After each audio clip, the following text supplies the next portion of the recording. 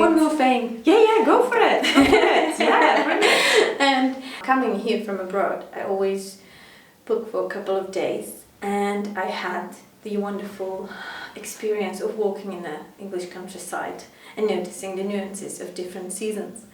So I kind of was like, oh yeah, that's why the winter has so many bright colors, because I could see that while I was walking in the woods, you know.